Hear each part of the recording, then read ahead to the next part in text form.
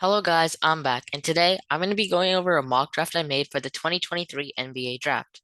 Remember, this is not how I think other teams drafted these players, but this is how I think players should be drafted based on best potential.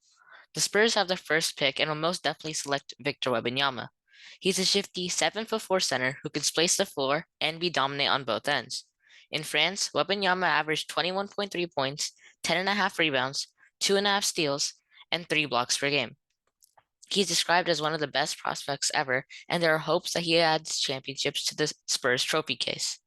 With the second pick, I think the Charlotte Hornets should select Brandon Miller, as he averaged 18.8 points per game, 8.2 rebounds per game, and 2.1 assists per game, while shooting an absurd 38.4% from three.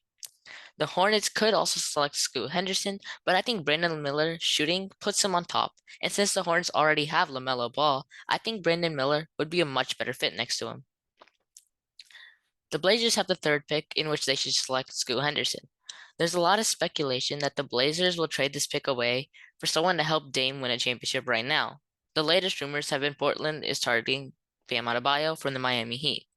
Anyways, Scoot Henderson is averaging 17.6 points per game, 5.1 rebounds per game, and 6.6 assists per game, while shooting 32.4% from three, and he should go no further than the third pick in this draft. The Houston Rockets have the fourth pick. They should most likely choose between the brothers Amen or Thompson. They both had nearly identical numbers. In the regular season, both of them averaged a little bit over 16 points per game. They both averaged around 6 assists per game, and Asar averaged 7 rebounds per game, while Amen averaged 6 rebounds per game. During the playoffs, though, Asar became more of a scorer, averaging 21 points per game, and Amen became more of a passer, averaging 9.2 assists per game. But if I had to choose between the two of them, I would choose Asar because he can shoot the three a little bit better and he's more versatile on defense. This means with the fifth pick, the Pistons should choose the other brother, Amen Thompson. The Magic have the sixth pick in the draft, and they're likely to take Cam Whitmore. Cam averaged 12.5 points, 5.3 rebounds, and 34.3% from three.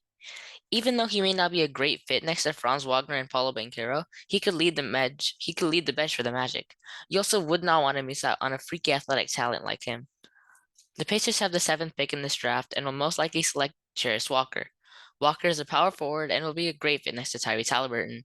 Jarris really knows how to work in the post and can also knock down the three ball, as he's shooting it at almost 35%. He averages 11.2 points per game, 6.8 rebounds per game, and 1.3 blocks per game. The Wizards have the eighth pick in this draft, and they should select Taylor Hendricks to start the rebuild. He averaged 15.1 points per game, 7 rebounds per game, and shot 39.4% from downtown.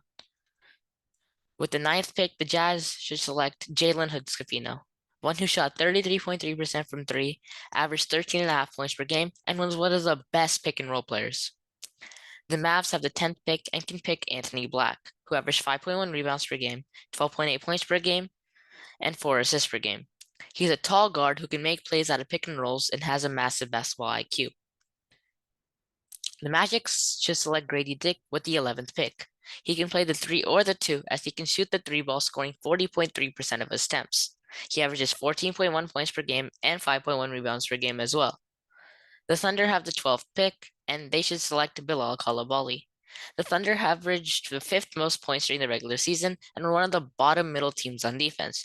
If they select Bilal here, they could improve their defense and potentially make a playoff run with the return of Chet Holmgren as well.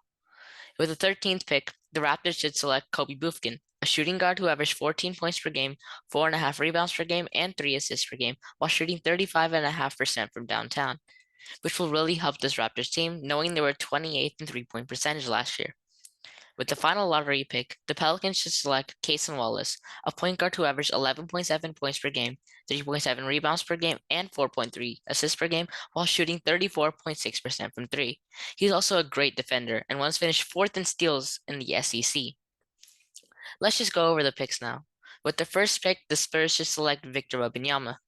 With the second pick, the Hornets should select Brandon Miller. With the third pick, the Blazers should select Scoot Henderson. With the fourth pick, the Rockets should select Asar Thompson. With the fifth pick, the Pistons should select Amen Thompson. With the sixth pick, the Magic should select Cam Whitmore. With the seventh pick, the Pacers should pick Jarris Walker. With the eighth pick, the Wizards should get Taylor Hendricks. With the ninth pick, the Jazz should get Jalen Hood-Schifino. With the 10th pick, the Mavs should get Anthony Black. With the 11th pick, the Magic should get Grady Dick. With the 12th pick, the Thunder should get Bilal Coulibaly. With the 13th pick, the Raptors should get Kobe Bufkin. And with the final pick, the 14th pick, the Pelicans should get Cason Wallace. In a couple of years, I will come back and react to see how these players actually were and if I predicted them to be as good as they were. Thank you for listening. Please like and subscribe for more NBA news.